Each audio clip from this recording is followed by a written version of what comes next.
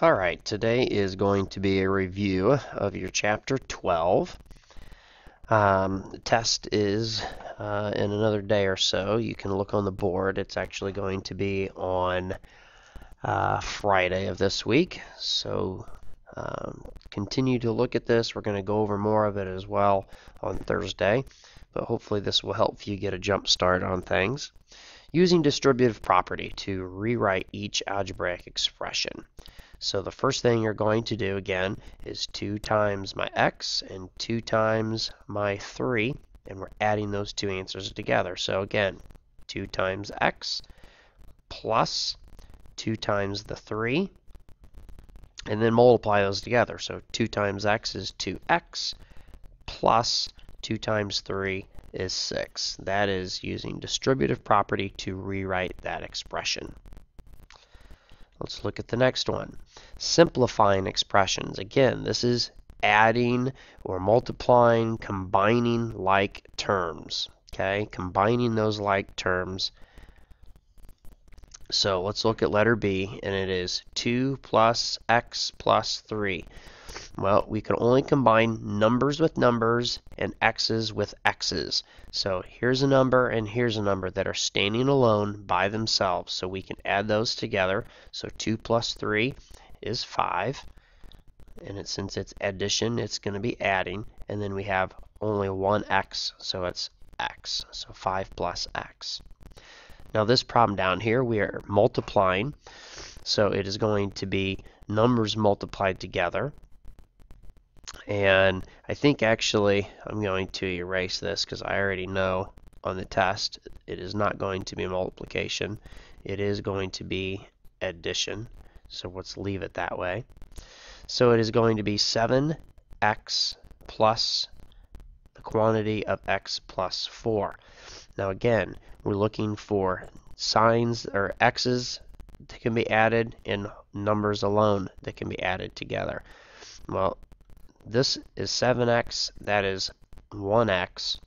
Those are the x's, so we can definitely add all those together. So 7x plus 1x by itself is 8x plus, and there's no other number to be added with 4, so it is simply plus 4.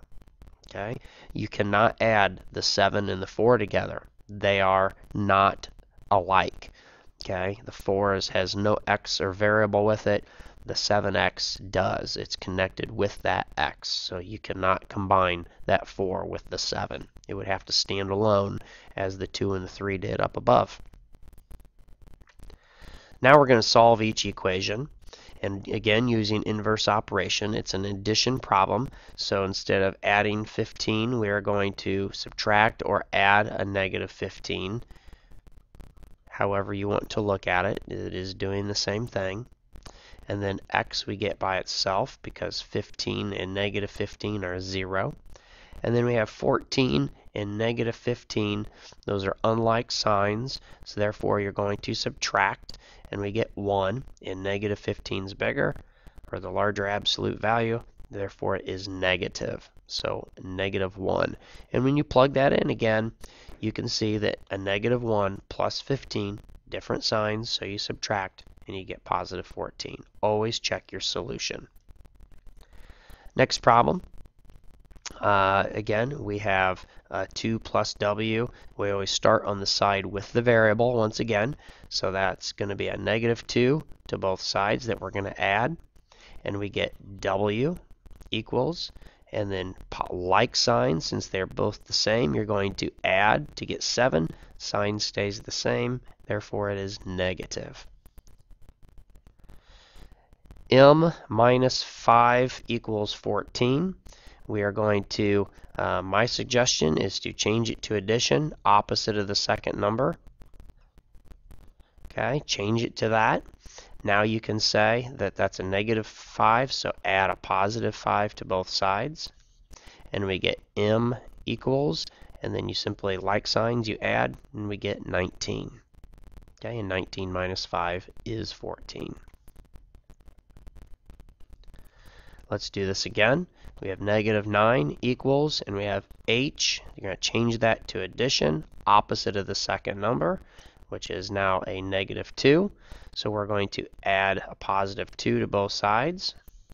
You get h by itself, and different signs you're going to subtract, and negative because the 9 is larger with absolute value, the bigger digit, and there is negative. So -7, and you plug that in, -7 plus the -2 does equal -9. Now we are multiplying, so we do the inverse operation. Instead of multiplying, you're going to divide, and it has to be the same number because we need to make this into a +1.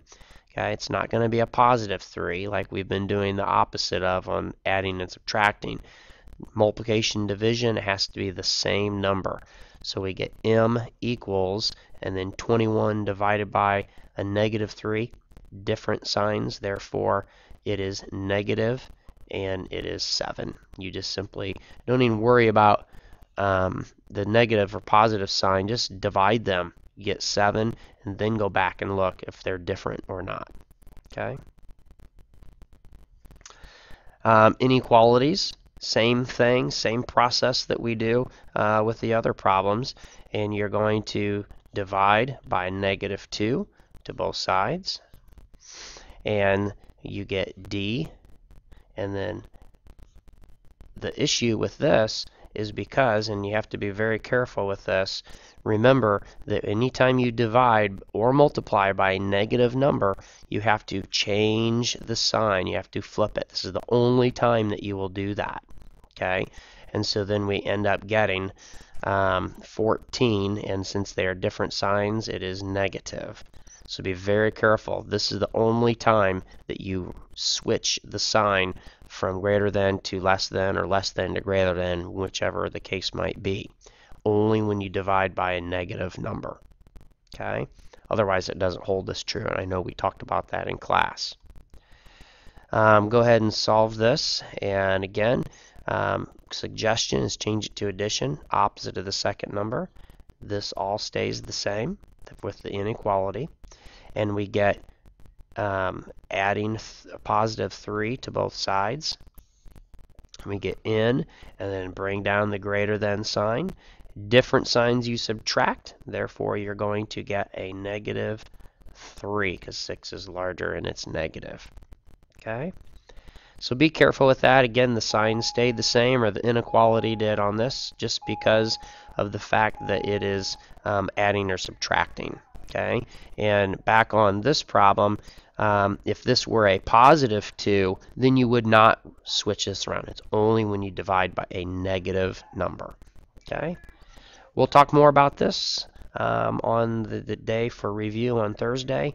If you have any questions, mark them down. Thanks.